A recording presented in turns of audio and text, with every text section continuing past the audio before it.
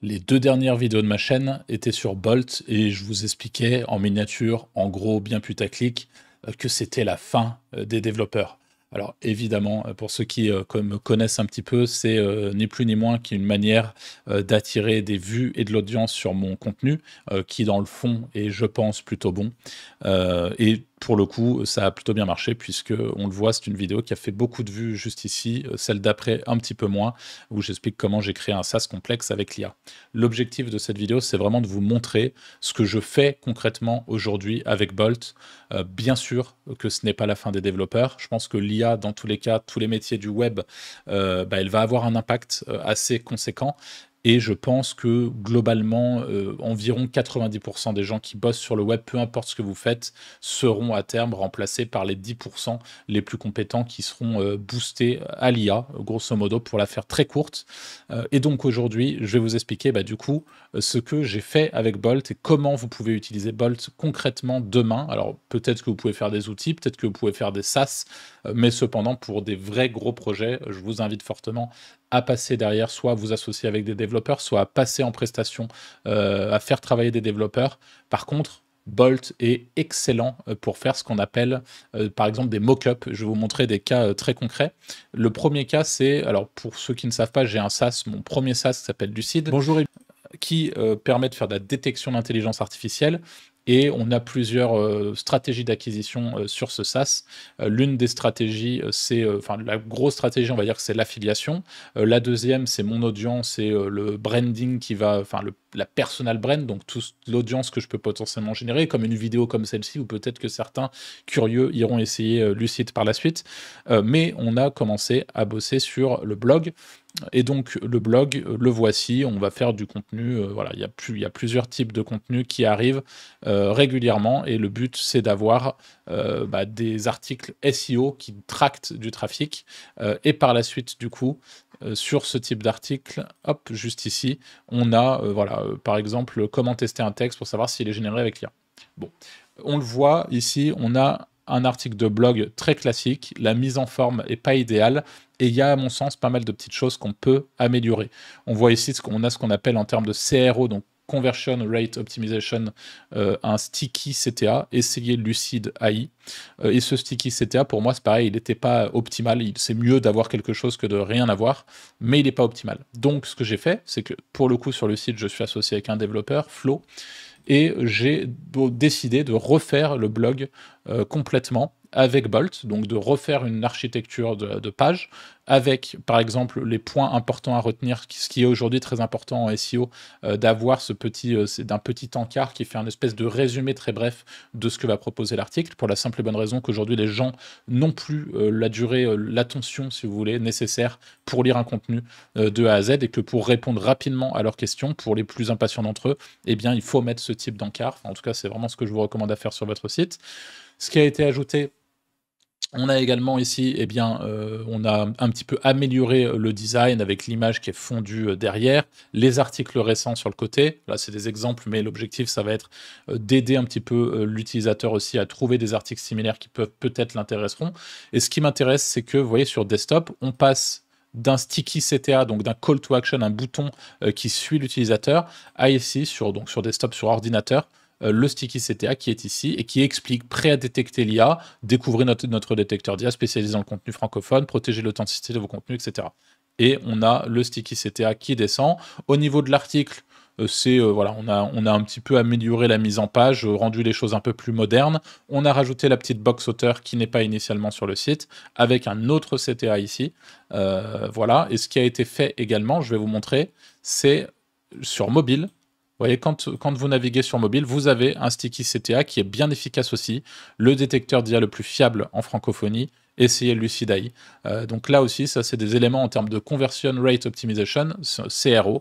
C'est extrêmement important d'avoir des pages optimisées, surtout quand vous avez une partie de votre stratégie d'acquisition sur un SaaS en l'occurrence, mais ça peut être sur n'importe quelle, sur une agence, sur peu importe le business. C'est très important d'être efficace en termes de conversion, et donc c'est très bien d'avoir des visiteurs, mais l'objectif, c'est que vous rameniez les visiteurs sur ce qui va potentiellement les faire passer à la caisse, et en l'occurrence, nous, c'est notre outil. Donc voilà, là, c'est le premier cas, le cas le plus simpliste, on va dire. Mais c'est déjà très chouette de pouvoir faire ce genre de choses avec Bolt. Et là, du coup, mon développeur va intégrer toutes ces nouvelles fonctionnalités, cette nouvelle architecture, ce nouveau design au sein de Lucid directement dans les jours à venir. L'autre point assez intéressant, et là on va encore plus loin, vous allez le voir, c'est que j'ai pu directement travailler sur une proposition sur ce qui se passe concrètement à l'intérieur de l'application de Lucid. C'est-à-dire qu'aujourd'hui, on va faire le tour très rapidement de ce que permet de faire Lucid et de ce que j'ai pu, au travers, encore une fois, d'un projet Bolt, proposer à mon développeur pour dire voilà ce qui se passe, voilà les points que j'ai détectés comme étant des points de friction aujourd'hui pour nos utilisateurs, et voilà comment on peut les régler concrètement. Et vous allez le voir, c'est très clair, et l'interface a été améliorée, que ce soit en termes de design, d'accessibilité, sur plein de choses. Vous avez des idées de site web, d'applications ou de SaaS, mais vous ne savez pas par où commencer. Avec Bolt.new, l'outil alimenté par l'IA, il est désormais possible de concrétiser vos projets sans écrire une seule ligne de code. Pour vous accompagner dans cette aventure, j'ai créé la formation Bolt Mastery. Cette formation complète vous guide pas à pas pour maîtriser toutes les fonctionnalités de Bolt. De l'idée initiale au projet final, prêt à être lancé. Vous apprendrez à créer des sites web, des applications et des SaaS, même sans compétences techniques préalables. La formation comprend également des études de cas pratiques où nous construirons ensemble plusieurs sites et un SaaS de A à Z. Vous découvrirez comment structurer vos projets, éviter les erreurs courantes et exploiter pleinement la puissance de l'IA pour accélérer votre processus de développement. En accédant à la formation via le lien dans la description, vous bénéficierez d'une promotion temporaire exclusive. La première chose, c'est que quand on se connecte à Lucid, vous, sur un nouveau compte, vous aurez ici aucun projet et ça vous invite à créer un projet. Si on veut créer un projet, on clique, on est redirigé sur une autre page, on doit nommer un nouveau projet, on doit l'enregistrer, etc. pour arriver sur les projets. Une fois qu'on est sur un nouveau projet, je vais vous montrer par exemple juste ici, vous avez, si vous voulez, le choix entre scanner plusieurs textes, scanner un seul texte, ou alors vos fichiers analysés, puis on clique sur analyse de fichiers. Bref, vous l'avez peut-être compris, mais c'est compliqué aujourd'hui. Si vous voulez, c'est pas complètement intuitif d'aller scanner un contenu sur Lucid. Et je pense qu'en termes d'UX, donc en termes d'expérience utilisateur, on peut faire beaucoup mieux. Et c'est donc ce que je propose. Donc, je vais vous montrer toutes les petites fonctionnalités que j'ai implémentées au travers de ma proposition. Donc, voilà le nouveau dashboard qui a été entièrement réalisé avec Bolt, où on passe, vous le voyez, ici, de fonctionnalités recommandées par nos utilisateurs, analyser un texte, scan de fichiers, analyse en masse, autres fonctionnalités, donc sur la partie projet, sur la home, entre guillemets, de Lucid, de l'application en tout cas. Et vous voyez, quand on clique, il se passe absolument rien. Donc quelqu'un qui arrive et qui a envie de scanner un texte, juste, il peut se dire, putain, je comprends rien. Et d'ailleurs, c'est le cas, il y a certains utilisateurs qui nous envoient des demandes de contact et qui nous disent comment je scanne mon texte. Donc il y a vraiment un problème en termes d'UX. Et juste ici, quand on clique donc sur ma proposition, on a du coup, la première, c'est commencer votre analyse, là, avec plusieurs call to action, coller un texte, importer un fichier, analyse en masse. Et là, quand on clique, on est redirigé à chaque fois vers ce qui va bien.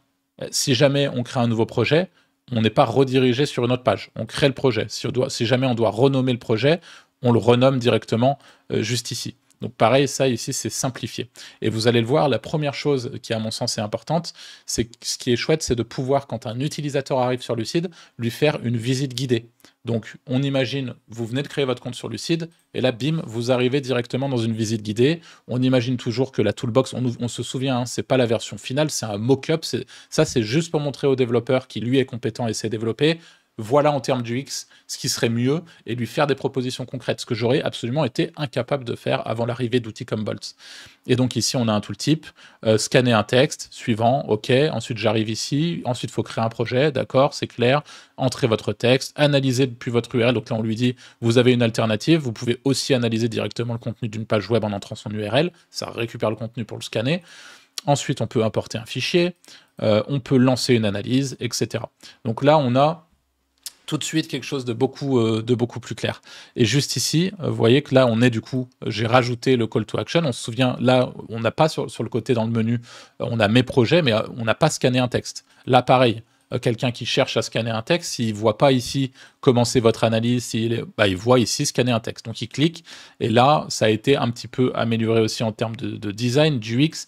Ici, on y voit un petit peu plus clair. Il y a une fonctionnalité qui a été ajoutée, et là, c'est carrément mon développeur qui me dit, bah écoute, essaie de mon... Et du coup, c'est pratique pour lui, parce qu'il y a certaines choses où il n'a pas forcément la vision de se dire, ah bah là, on a mis une nouvelle fonctionnalité, c'est le nettoyage automatique d'un texte. Donc je vous passe les détails, on s'en fiche un peu, mais la question, c'est de savoir comment est-ce qu'on l'intégrait à l'interface. Et là, vous voyez, ça a été intégré de manière assez discrète. On a juste ici, pareil pour les projets, des petites bulles info qui donnent un peu plus de contexte si besoin. Pareil pour le nettoyage automatique du coup. Voilà, on a pas mal de petites choses qui arrivent. Je vais vous montrer, je suis allé encore plus loin sur la partie conversion juste après. On va aller vite fait dans les projets, donc là c'est ce que vous voyez tout à l'heure. Comment ça marche? Pareil, la page a été refaite de manière assez simple en rajoutant les vidéos qui ont été réalisées. Et l'achat de crédit, pareil, je vais vous faire le point de comparaison pour le coup, pour que vous puissiez voir comment ça se passe. Aujourd'hui sur Lucide, quand on clique sur mes crédits, on est redirigé sur cette page où on peut acheter des crédits à l'unité, acheter des packs mensuels, et là on a l'annuel qui est coché. À mon sens, ça fait un peu peur aux potentiels nouveaux clients, donc il vaudrait mieux par exemple que déjà le mensuel soit affiché plutôt que l'annuel, les prix sont moins élevés, etc. Et ensuite, on a le pack de crédit prépayé. Voilà ce que ça donne après la refonte. On met en avant les packs, du coup, le mensuel, avec des prix qui sont plus bas, avec les différentes fonctionnalités, une interface épurée, et on a ensuite les packs de crédit prépayés qui incluent directement la possibilité d'acheter des crédits à l'unité. Donc on n'a pas, si vous voulez, on n'est pas pollué avec des tonnes d'informations. Pareil, en termes d'expérience utilisateur, on est sur quelque chose de plus efficace, et si les gens veulent arriver sur l'annuel avec les moins 30%, eh bien ils peuvent le faire, et ils ont plus d'informations, etc. Sur le sujet. Donc là, pareil, les choses sont simplifiées. Et pour finir, sur mon API, bon, là, pareil, tout ça, c'est une documentation fictive, mais c'est juste pour montrer, sur mon API, on change légèrement la manière de fonctionner aussi, et on donne un peu plus de contexte là-dessus. Et maintenant, dernière petite chose que je vais vous montrer de concret, c'est que je me suis dit, ok, maintenant que l'interface a été retravaillée pour essayer d'améliorer justement tous les aspects de conversion de l'utilisateur, pouvoir maximiser, si vous voulez, nos résultats financiers par rapport au nombre d'inscrits sur la plateforme, eh bien, on va tout simplement remettre en place. Donc là, l'objectif, c'est à chaque fois choisir le projet, et je vais aller chercher on va aller demander par exemple à ChatGPT rapidement un contenu. C'est juste pour vous montrer, de toute façon, le scan est fictif sur ma version, c'est pas un vrai scan d'IA. Hop, je colle ici, voilà. On a le compteur de mots qui fonctionne bien, le nettoyage automatique, etc. Et là, à partir d'ici, je vais pouvoir aller scanner le texte, et vous allez voir ce qui va se passer. Alors, avant de vous montrer ce qui va se passer, moi, ce que je vais vous montrer, c'est ce qui se passe aujourd'hui sur Lucide. Vous voyez qu'il y a un nombre de crédits là-haut, et moi, là-haut, je n'ai pas de crédit. Et en fait, ce que je veux, c'est que pour l'instant, un utilisateur qui se connecte sur Lucide, eh bien, quand il va dans Projet, qu'il arrive finalement à scanner son texte, eh ben, on lui dit, bah ouais, tu n'as pas de crédit, donc on ne scanne pas ton texte. Et il y a une chose que m'ont appris mes nombreuses années d'expérience en marketing web, on va dire, c'est que plus on fait avancer l'utilisateur dans l'expérience, donc plus, par exemple, là, vous allez le voir, quand je clique sur scanner le texte, eh bien, j'ai la sensation que mon texte est en train de se faire scanner, et ensuite, je suis verrouillé parce que mon nombre de crédits est insuffisant. Et pour moi, en termes de conversion, encore une fois, c'est beaucoup plus intéressant de verrouiller l'utilisateur une fois qu'il a commencé à scanner son texte, qu'il a déjà fait la démarche de copier son texte dans l'encart, etc., et qu'il a cliqué et vu le scan se dérouler, et ensuite d'avoir ce verrou, et là, il est redirigé directement vers l'achat de crédit pour pouvoir aller scanner son texte correctement. Donc voilà, en termes de CRO, c'est encore un point plutôt intéressant qui a été mis en place. Et je vous l'ai déjà montré, mais depuis, ça a un petit peu évolué pour toujours rester dans qu'est-ce que je fais concrètement avec Bolt aujourd'hui. Là, on a la billetterie du Wizards Event au moment où je tourne cette vidéo, qui ouvre dans un peu moins de... Enfin, 1 jour et 23 heures, donc 2 jours, vendredi à midi. Et donc cette billetterie, là, je l'ai verrouillée donc, sur wizardsevent.com avec un compte à rebours. Et pareil, ça c'est le genre de choses, alors oui, j'aurais pu le déléguer à un développeur, etc. Mais pour ce genre de site assez simple, qui fait clairement le job, avec un petit programme de la journée juste ici, un petit footer qui va bien, on a l'info. Et surtout, de manière automatique, dans le vendredi à midi, eh bien, le compte à rebours va déclencher, quand il arrive à 0, le site avec les liens d'achat de la billetterie, etc. Tout ça, c'est des choses j'aurais vraiment pas espéré une seule seconde réussir à faire ce type de sites, qui sont des sites que j'utilise vraiment aujourd'hui et qui me font gagner beaucoup de temps et qui me permettent aussi de faire exactement ce que je veux. C'est vraiment super. Moi, clairement, Bolt a radicalement changé ma vie sur ce genre de site assez simple. Autre exemple, on est en train avec Anthony et Franck, mes associés sur le Wizards podcast, qu'on tient depuis un peu plus de 2 ans maintenant, de lancer un SaaS de rédaction IA. Et par conséquent, même principe. Vous voyez que là, sur wisewand.ai, on a mis en place une page de compte à rebours plutôt sympa, avec des informations très simples. Mais ça, pareil, c'est Bolt. Ça prend quelques minutes à faire et ça permet d'avoir quelque chose de clean, beaucoup plus clean qu'une page WordPress, si vous voulez, une page de maintenance WordPress, par exemple, ou je ne sais quoi. Voilà, donc je suis content de pouvoir faire cette vidéo, de pouvoir vous montrer concrètement comment aujourd'hui j'utilise Bolt ou outils similaires, hein. Je pense notamment à Lovable ou à d'autres outils similaires à Bolt, puisque ça revient plus ou moins au même. Moi, pour le coup, je suis très satisfait avec Bolt. Et pourquoi est-ce que vous devriez aussi, si vous êtes dans mon cas, c'est-à-dire pas technique du tout, et que vous êtes un petit peu freiné depuis plus ou moins longtemps par la non-technicité, enfin, par le fait que vous ne soyez pas technique, il y a énormément de choses très chouettes à faire et vous pouvez utiliser Bolt pour faire des mock-ups avancés, pour justement montrer à soit des développeurs que vous faites travailler derrière pour intégrer, pour sécuriser, etc. Si vous ne voulez pas directement tout construire sur Bolt, ce que je peux comprendre. Et après, pour certains sites relativement simples, comme un site de billetterie, un monopage ou ce genre de page tampon ou de page de maintenance, c'est vraiment extrêmement efficace. Voilà, n'hésitez pas à me dire ce que vous en pensez, comment vous utilisez des outils comme Bolt aujourd'hui dans votre quotidien. Et moi, je vous retrouve très vite pour une nouvelle vidéo. Salut!